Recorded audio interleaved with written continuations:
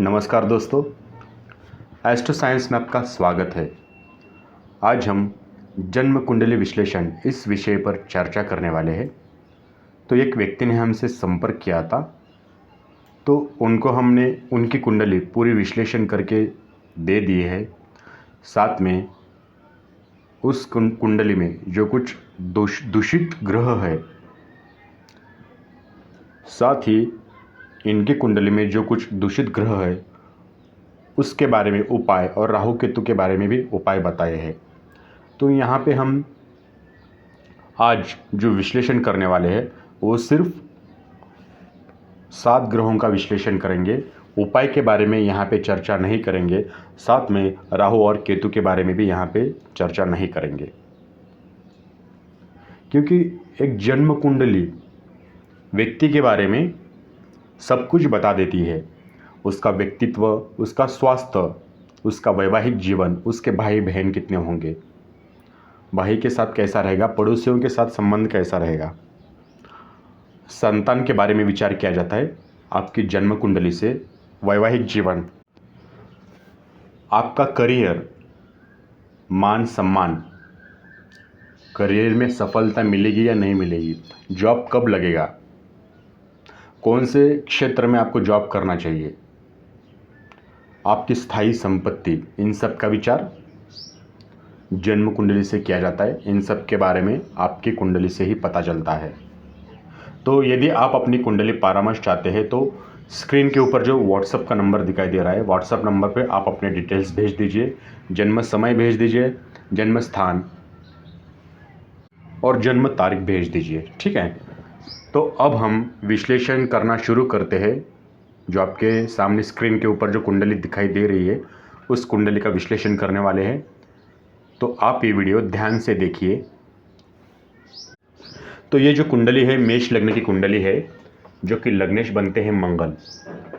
तो धन भाव में मंगल की सम राशि में वृषभ में है। इस कुंडली की चंद्र राशि मकर है और सूर्य राशि मिथुन है। मंगल द्वितीय भाव में है, इसलिए इनकी कुंडली में मंगल का प्रभाव रहेगा। तो मंगल के लिए सूर्य चंद्र बृहस्पति मित्र है, बुध शत्रु है और शुक्र शनि सम है। तो इस कुंडली का शनि ग्रह ये बाधा कारक होता है। बाधा कारक मतलब जब जब दशा अंतरदशा आ जाएंगे तो तब शनि बाधा उत्पन्न करेगा, रुकावटें पैदा करेगा, या फिर व्यापार में नुकसान करेगा, या फिर शैक्षणिक क्षेत्र में समस्या निर्माण करेगा। तो अब हम देखते हैं कुंडली का प्रथम भाव, जो कि मेष राशि है, स्वामी बनते हैं मंगल। इस भाव का कारक सूर्य होता है। ठीक है, तो प्रथम भाव से आपका स्वास्थ्य के बारे में पता चलता है, आपके व्यक्तित्व के बारे में पता चलता है, आपके रंग रूप के बारे में पता चलता है, आपके चेहरे के बारे में पता चलता है। ठीक है, तो प्रथम भाव में मंगल है, तो पहले भाव से दूसरे भाव यानी धन भाव में अपने सम राशि में स्थित है। ठीक है, तो ये बहुत ही अच्छी बात है और आपके परिवार में आपको मानसिक एवं पारिवारिक सुख शांति प्राप्त होगी। ठीक है, लेकिन यहाँ पे शनि की तीसरी दृष्टि पड़ रही है, शत्रु दृष्टि, तो स्वास्थ्य को लेकर समस्याएं आएंगी आपके जीवन में। इनके जीवन में स्वास्थ्य को लेकर समस्याएं आएंगी। तो मैंने इनको शनि के बारे में उपाय बताए हैं, तो मुझे उम्मीद है वो करेंगे। दूसरा भाव देखते हैं, वृषभ राशि है, स्वामी बनते हैं शुक्र। इसे धन का भाव कहा जाता है, कुटुंब का भाव कहा जाता है, संपत्ति का, परिवार का, वाणी का, दाईं आँख। ठीक है, आपकी दाईं आँख, भोजन, कल्पना, नासिका, इन सब का विचार द्वितीय स्थान से किया जाता है। आपकी स्थायी संपत्ति और कुटुंब व पैतृक संपत्ति, इनका भी विचार द्वितीय स्थान से ही करते हैं। तो शुक्र दूसरे भाव से तीसरे यानी सुख भाव में शत्रु राशि में स्थित है, इसलिए इनको धन कमाने के लिए काफ़ी संघर्ष करना पड़ेगा। ठीक, तीसरा भाव देखते हैं, आगे देखते हैं। तीसरा भाव मिथुन राशि है, स्वामी बनते हैं बुध। इसे सहज भाव कहा जाता है। छोटे भाई बहन, सहोदर भाई बहन, परिवार में भाई बहन के साथ संबंध कैसे रहेंगे, आपके पड़ोसियों के साथ संबंध कैसे रहेंगे, आपका सीना, आपका दाया कान, आपका हाथ, नाड़ी तंत्र, इन सब का विचार तृतीय भाव से किया जाता है। तो बुध इसी पराक्रम भाव में अपने ही राशि में सूर्य के साथ स्थित है, तो आपके भाई बहनों के करियर में वृद्धि होगी। चतुर्थ भाव कर्क राशि का है, स्वामी बनते हैं चंद्र। इसे सुख भाव कहा जाता है, माता का भाव कहा जाता है। माता संबंधी सुख, घरेलू वातावरण, भूमि, जमीन जायदाद, इन सब का विचार चतुर्थ भाव से किया जाता है। ठीक है। आपके घर की सुरक्षा की भावना, पारिवारिक प्रेम, इनका भी विचार इसी भाव से करते हैं। तो इस भाव का कारक चंद्र है। तो चंद्र चौथे भाव से सातवें भाव में यानी कर्म भाव में सम राशि में स्थित है। तो आपके घर में सुख शांति का वातावरण बना रहेगा।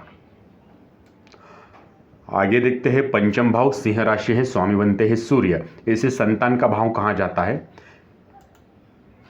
इस भाव से आपकी संतान, आपकी प्राथमिक शिक्षा, आपकी बुद्धि, प्रेम संबंध, सट्टा, जुआ, इन सब का विचार इसी भाव से करते हैं, पंचम भाव से। तो इस भाव का कारक गुरु है। तो सूर्य पंचम भाव से 11वें भाव यानी पराक्रम भाव में सम राशि में बुध के साथ स्थित है। इसलिए संतान को लेकर वैचारिक मतभेद होने की संभावना है। संतान की तरफ से शुभ समाचार मिलेंगे, लेकिन संतान के साथ वैचारिक मतभेद संभव होने की संभावना है। छठा भाव कन्या राशि का है, स्वामी बनते हैं बुध। इसे शत्रु भाव कहा जाता है। इस भाव का कारक मंगल है। तो इस भाव से आपके ऋण, रोग, शत्रु, सेवा, संघर्ष, विवाद, मामा मामी, कोर्ट कचहरी का मामला, चोरी, बदनामी, इन सब का विचार इसी भाव से किया जाता है, षष्ठम भाव से यानी रिपु भाव से। तो षष्ठम भाव में बुध है। बुध छठे भाव से 10वें यानी पराक्रम भाव में अपने ही राशि में सूर्य के साथ स्थित है। तो आपको मतलब इनको मैंने एक सलाह दी है कि आप जहाँ पे भी व्यापार करोगे वहाँ पे पार्टनरशिप पर भरोसा जताइए और किसी के साथ वाद विवाद मत कीजिए। आगे देखते हैं सप्तम भाव तुला राशि है, स्वामी बनते हैं शुक्र। इसे पत्नी का भाव कहा जाता है। पति पत्नी का व्यक्तित्व देखा जाता है इस भाव से। साझेदारी व व्यापार, इनका भी विचार इसी भाव से किया जाता है। आपका विवाह का विचार सप्तम भाव से किया जाता है। आपके जनता के साथ रिश्ते कैसे रहेंगे, जीवन साथी के साथ रिश्ता कैसे रहेगा, आपकी काम इच्छा, इन सब का विचार सप्तम भाव से यानी कलत्र भाव से किया जाता है। साथ ही जो यौन रोग है और मूत्र रोग, इसका भी विचार इसी भाव से करते हैं। तो सप्तम भाव में इस भाव का कारक शुक्र है। तो शुक्र सातवें भाव से 10वें यानी सुख भाव में कहाँ पे है, शत्रु राशि में। शत्रु राशि में स्थित है, इसलिए जो आपका जो प्रेम दाम्पत्य जीवन है वो लड़ाई झगड़ा संभव है जीवन में। ठीक है। आपकी शादीशुदा ज़िंदगी में लड़ाई झगड़ा होने की संभावना है। तो जो उपाय बताए हैं वो करेंगे। आगे देखते हैं आठवां भाव वृश्चिक राशि है, स्वामी बनते हैं मंगल। इसे आयु भाव कहा जाता है। इस भाव का कारक शनि है। तो अष्टम भाव से आपकी मृत्यु कब और कैसे होगी, आपकी आयु, जननांग बाधाएं, दुर्घटना, मुफ्त की मिलने वाली संपत्ति, ठीक है, विरासत में मिला धन, पैतृक संपत्ति, युद्ध, शत्रु, मानसिक वेदना, विवाहतर जीवन, इन सब का विचार अष्टम भाव से किया जाता है। तो इस भाव का कारक शनि है। तो मंगल आठवें भाव से सातवें यानी धन भाव में सम राशि में स्थित है। सम राशि में स्थित है, ये अच्छी बात है, लेकिन यहाँ पे शत्रु दृष्टि पड़ रही है। इसलिए आपकी जो पैतृक संपत्ति है, पैतृक संपत्ति को लेकर घर में वाद विवाद हो सकता है और कुछ न कुछ परेशानी बनी रहेगी। ठीक है। आगे देखते हैं नवम भाव धनु राशि है, स्वामी बनते हैं बृहस्पति। इसे धर्म का भाव कहा जाता है। इस भाव का कारक गुरु है। तो धर्म के भाव से भाग्य के भाव से क्या देखा जाता है? तो आपका सौभाग्य देखा जाता है, धर्म, चरित्र, दादा दादी, लंबी यात्राएं, पत्नी का छोटा भाई और भाई की पत्नी, तीर्थ यात्रा, आत्माओं से संपर्क। जी हाँ, इन सब का विचार नवम भाव से किया जाता है। आध्यात्मिक उन्नति, स्वप्न, उच्च शिक्षा, पत्नी का छोटा भाई, मैंने बताया, इन सब का विचार नवम भाव से किया जाता है। तो बृहस्पति नवे भाव से 11वें भाव यानी जीवन साथी भाव में बैठे हैं। कहाँ पे बैठे हैं? शत्रु राशि में बैठे हैं। तो इनको भाग्य के ऊपर भरोसा रखने की ज़रूरत नहीं है, क्योंकि भाग्य इनका साथ नहीं देगा। लेकिन घर में कोई धार्मिक कार्य हो सकता है या कोई मांगलिक कार्य भी हो सकता है। 10वां भाव मकर राशि है, स्वामी बनते हैं शनि, और इस भाव का कारक बुध है।